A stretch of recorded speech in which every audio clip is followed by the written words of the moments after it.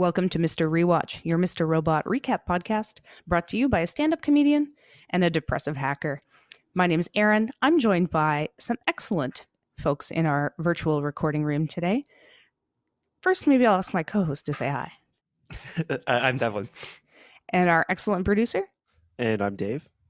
And we are joined by a very special guest. Can I ask you to introduce yourself to our listeners? I am Martin Wallström, and I used to play Tyrell Wellick. That feels like a sad thing to say. Yeah. Maybe it's just because we've just seen the episode. Yeah. With some pretty dramatic changes for your character. Indeed. I mean, he's been a cat with 9 lives, I think, during these last 4 seasons. So, you know, it's the 4th and final season, and I guess we all knew we all had to go in some way. That's true. And so maybe I'll turn it over to Devlin for our first question from Devlin, who's going to talk a little bit about Tyrell's development. Yeah, I just wanted to thank you again for coming back on the podcast. One of our episodes that we had with you in the past was one of our highest rated ones, so I'm really excited for the second chance that we have to see you. So I was wondering, Tyrell has gone from a character who started off as kind of unsympathetic to one that we really care for a lot. So I was wondering what you felt like changed for Tyrell over the 4 seasons of the show. Well, he started out as unsympathetic, but I think he just kept on being.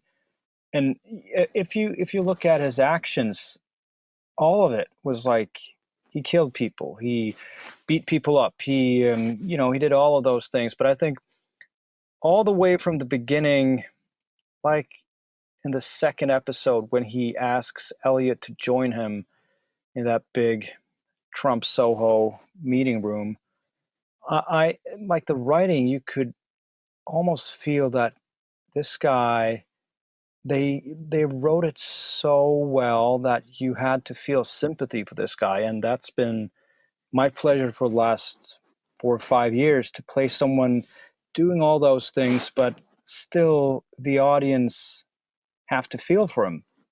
And I think the development, actually, I think we saw him in 2 episodes in season 1 where things were like kicking off. He was on his way of fulfilling his dream, and then when he's not accepted for the job, everything just goes downwards, and it just keeps on until episode 4, season 4. So I think, the writing of making the audience feel the sympathy, it's been the greatest pleasure, but it's been a downward spiral almost from the beginning. I guess the depth of the character there is one thing that we really appreciate to Tyrell, and something that has some really good writing and some really good acting behind it. Oh, could you say that again? Yeah, I was saying that the depth to Tyrell's character is something that I think people really appreciate, and that must take a lot of good writing and good acting to bring that to the screen. It wasn't that I couldn't hear you. I just wanted to hear it again. No, I'm just kidding.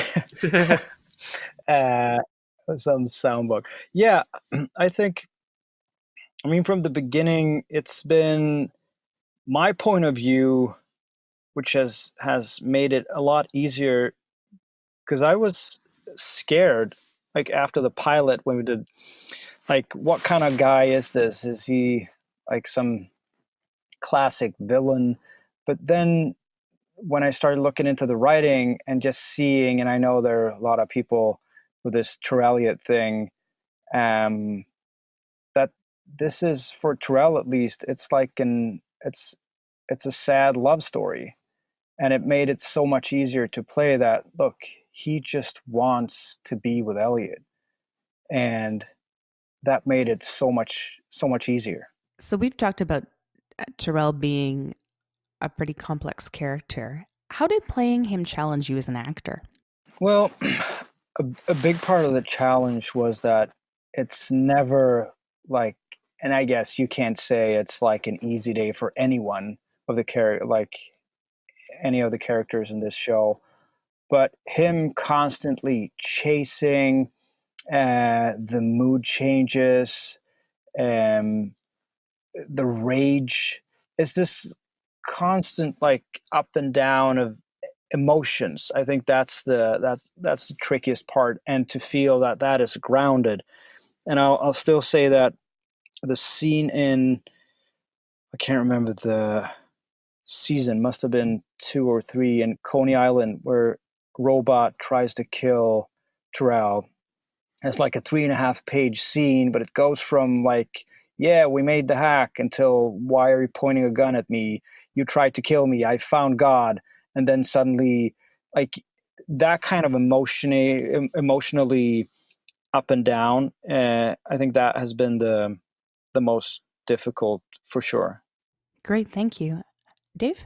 Yeah, so this season of Mr. Robot takes place at Christmas, and we were just kind of wondering what are some more unknown to North America Swedish Christmas traditions.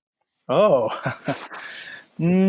well, I guess you heard the song, right? Yes, can you tell us what that song is? Well, it's called Jul, Jul, Strålande Jul, which translates to Christmas, Christmas, shiny Christmas, basically.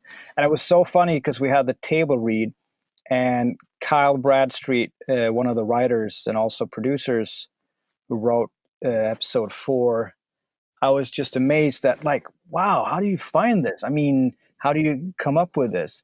And we had this one guy, an actor, he was reading all the stage directions. And it was so funny because we came to that scene and it said like, Robot, Elliot, and Terrell walking through the snow. Terrell is singing Yule, Yule, Strålande Yule. He was trying to pronounce Right. this. And finally, it was, because they've been, pulling my leg a bit with the Swedish thing. And finally, it sort of got back to them. But yeah, it's a Christmas song, and it was it was so it was a very special week we had upstate in the snow, and me singing all through the nights in the forest. And Rami and Christian, in the end, they learned that song too. So yeah, to get back to the Swedish Christmas traditions, we have a special ham, Christmas ham, which is very very Swedish. Also the Swedish meatballs, of course. And our Christmas Eve is on the 24th. We don't have, because you call 25th that's Christmas Day, right? Yes. Yeah. So now we have Santa Claus. He comes home on the 24th, and he delivers all the packages. And yeah, and we have the schnapps, of course. What flavor are the schnapps? Oh, that's different. I mean, it could be some sort of licorice tone, and we have this old Danish schnapps. There are a lot of them, and I mean, you could try a couple of them in one evening. Excellent. Devlin? Yeah, thank you. So I think that Mr. Robot has always had really impressive visuals and really impressive set design, but that's something that's been particularly true for season 4 and this last episode. So I was kind of wondering, what was it like to film the scenes in the woods, which is kind of like an unfamiliar scenario in Mr. Robot? Yeah, it was really, I mean, to me, coming from Sweden, it wasn't that bad. Like, yeah, sure, it was cold and it was a bit snowy, but we were actually lucky that we had snow. And we were upstate for, I think it was like 4 or 5 days. And as you say, the set design, when Rami, Christian, and I just stood there and saw that people, they'd been up there for like weeks prior to that, and arranging with lightning and all that. Like the way it was set up, it was so. Everything is so planned, and the details, and that's what I love about this show, and what I really am going to miss about it is the attention to detail and the quality that all of these people bring to the set, to the script, to the screen. It's amazing. So we had a small tent also, the actors with heaters in, and we sat there. It was like a campfire. It was electrical though. We told stories, and I really got to know Christian and Rami a bit more, and to see how hilariously funny Christian is. So it was such a great week, and it was actually, I think it was the first time where I actually took a step back and just enjoyed being there, and thinking back of the ride this has been the last 4 or 5 years, just being a part of it and truly enjoying being there. So yeah, it was a really, really good time. It's always nice when you can be in the moment like that when you're working on a project. Yeah, so that was one moment over 4 seasons. So I have to be happy about that. Now, I'm going to pivot a little bit and ask you about another project that you've worked on.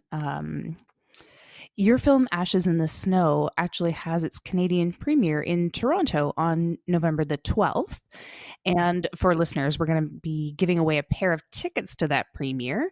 I wonder if you could tell us about that movie and the role that you play in it. Yeah. So Ashes in the Snow is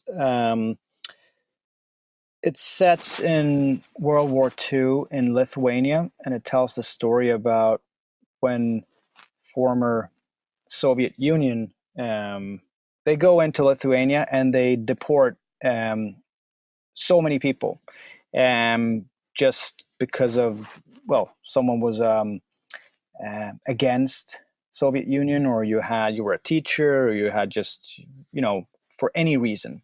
So we follow this young girl called Lena and her family when they are deported.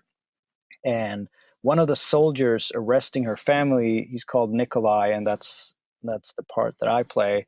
And he sort of follows them when they get deported, first into the Altai region in Soviet Union, and then to up north. And he becomes the camp commander. And even though he has to commit a lot of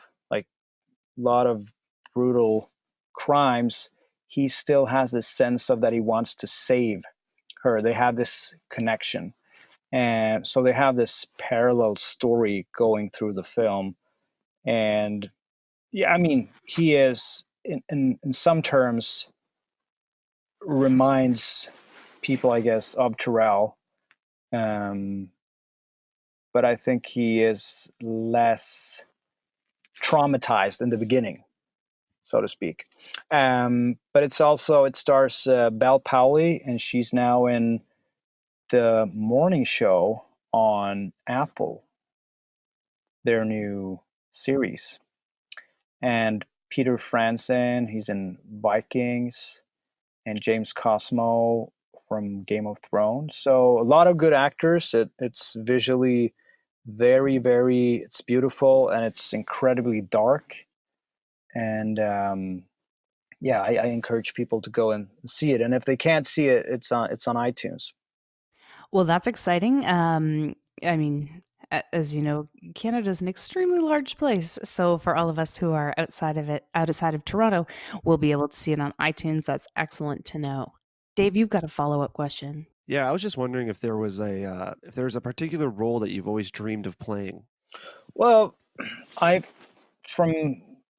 always been a big Spider-Man fan, but as I've past 35, now 36, I've sort of seen that train leave. So I don't think there'll be any Spider-Man for me. But yeah, from the beginning, I think Spider-Man was my big dreamy part. That's great. I might not have guessed that. No? I think, well, see, I'm outside of that whole superhero world. I would say I don't understand the stories very well, but Spider-Man would be a fun character, quite different than anything you've ever played. Yeah. I hear laughing because also I never read any comic books, so I always come up very short in these sorts of topics. Yeah, and to be fair, I mean, I haven't seen the last Spider-Man film I saw was the one with Andrew Garfield. So I'm not too into it either. Maybe I'm just bitter. Next question. Next question. Let's pivot back to Mr. Robot. So, season 4, episode 4. Now, you mentioned the sort of Tyrelliot fandom earlier. Mm. I wanted to ask you, what does this episode add to our understanding of the relationship between Tyrell and Elliot? Well, I think most of it, Tyrell finally explains why he has this, like, why he sticks to Elliot that much, what it means, what it meant when they met, and why he got so interested. And to me, just, since I've been doing this for a couple of years, it was really nice to see, well, this is the answer. This is what it is. And so I think that brings the most to it. And also, I mean, Elliot, he sort of gives away that he also likes Tyrell somewhat. If that was still in the episode. So Elliot, it's interesting because there's this very harsh confrontation between you two, but then when Tyrell essentially you realize he's going to sacrifice himself, Elliot won't let you do that alone. And so I think we do see a bit of reciprocity in that moment. Mm. All right. Devlin, I think you're going to ask a bit more about some of the fandom. Yeah, I was thinking about that during the last question. I think that fans of the show can be really interested in some of the characters and the actors behind them. And the Tyrelliot one is one that fans have been taking particular interest in ever since the beginning of the series. So I was wondering, for an actor who's so involved in a fandom that people are so interested in, what's it like for your character and for your actor to be so focused on in the public way like that? Well, the funny thing is, I don't know if I'm that involved in it, because I think the only thing I've said is that, well, Tyrell, he really likes Elliot. And then I guess people started seeing me as some sort of like captain of this Tyrelliot ship. And I was just trying to decipher what the character was about. And so I think it's again, it's a big homage to the writing, that they managed to write a relationship that interesting, and it also a relationship that doesn't give away stuff that easily, keeps the audience being interested. And of course it's really nice as an actor to have that kind of stuff to work with, where you don't necessarily say all the things. So I think, again, to the writing team and Sam Esmail, just the way, because we have also Dom Lean and Grant and White Rose, all these very interesting relationships people tend to be very, very interested in. So I wouldn't say I'm the captain of this. I'm just playing a character who is obsessed with another character. Yeah. Right, I guess see what you mean. Thank you. Dave? All right, so I'm kind of like a geography fan, so I'm going to ask you another question about Sweden, Mhm. and I'm sorry if I pronounced the name of the city wrong, but Bromma is the city where the show is most downloaded. Can you tell us anything about it? Oh, it's Bromma. Yes. Okay, so that's actually it's the district of Stockholm. So is that where it's most downloaded? Yes. Jesus, I got to go there and get some free hot dogs or something. Well, what I can tell about Bromma is it's a wealthy part of Stockholm, and I guess, do you know, like, the age? Is it like young guys? I think it's just a number of downloads that we have the information on. Yeah. Oh, We wow. only have so much data. So we do know that I think 2/3 of our listeners are guys, but I don't have age data. Well, I'd say that the Bromma is very wealthy, and it's close to one of the airports. It's a beautiful place. and apparently I have to move there now. You've got some fans waiting for you, I think. Mm-hmm. So listen, we're only going to keep you for a few more minutes. We thought we wanted to give an opportunity to some of our listeners to put forward some questions. And so we've screened these out because a number of these questions were, will he marry me? Or would he like a private tour of whatever city this listener lives in? So we've kind of stripped those out. Okay. But we have a question from at Tyrelliot Legacy who asks, are you happy with how Tyrell's story developed in season 4? Yeah, I think I am, because one part of it was like, well, how much further could you take this? Um, and finally, I think I said that in some other interview, that finally he got to do something. He got to do something. Well, saying good is almost to simplify things, but for the last couple of seasons, it's the downward spiral, and finally he could sacrifice himself for something better. And to go out like that, I couldn't ask for anything better than it. And hopefully he'll be remembered in some strange way with like compassion, even though he did a lot of awful things. And so yeah, I'm very happy with it. You thought it was a fitting end for the character? Yeah, I mean, again, he's had 9 lives. It's almost as if he could have died anywhere during these last 4 seasons.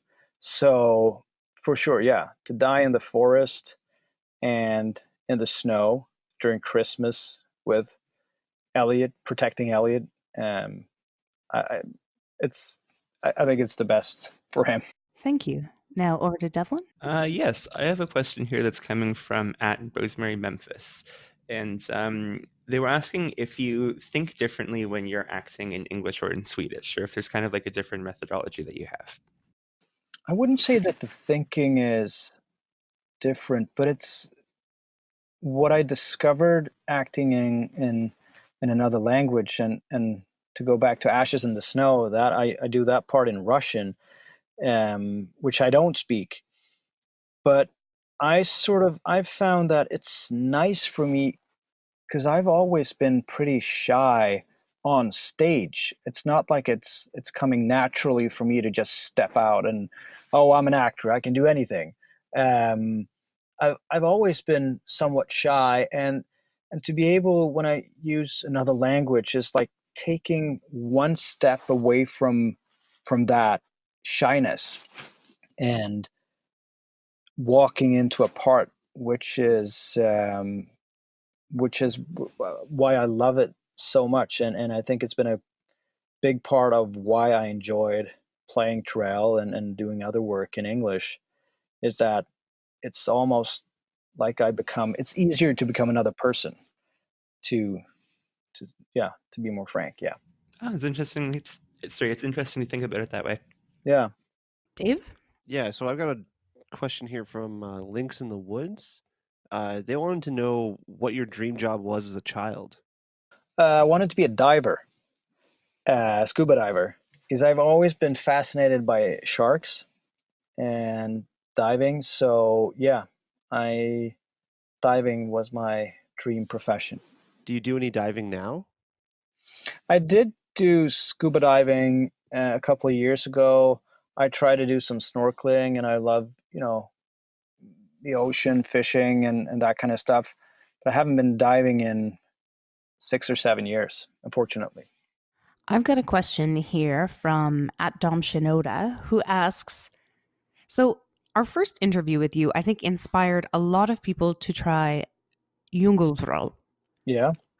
They ask, how can you like Jungelvrål? It's literally poison. Well, I'm into licorice, so I guess it's the more extreme version of it.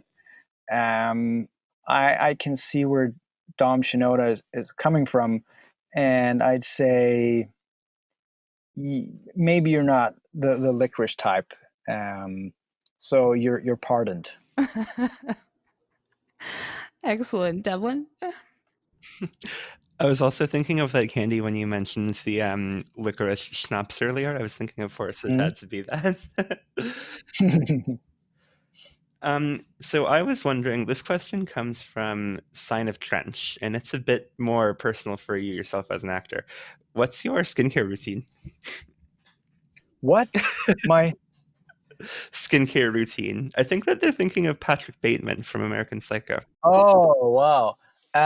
Well, except slapping my own face, of course.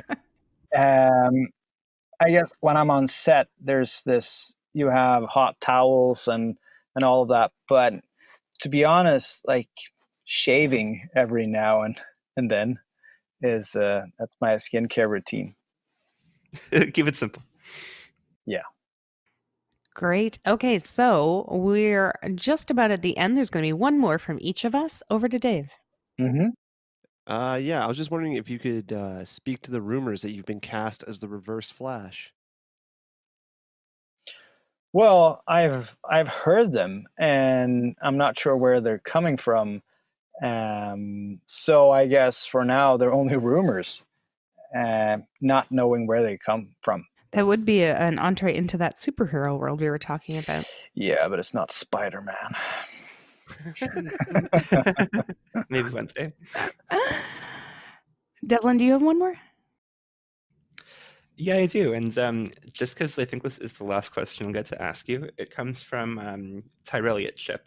And they just ask, how can you be so awesome? Well, that's a good question. I think we need a special episode for that.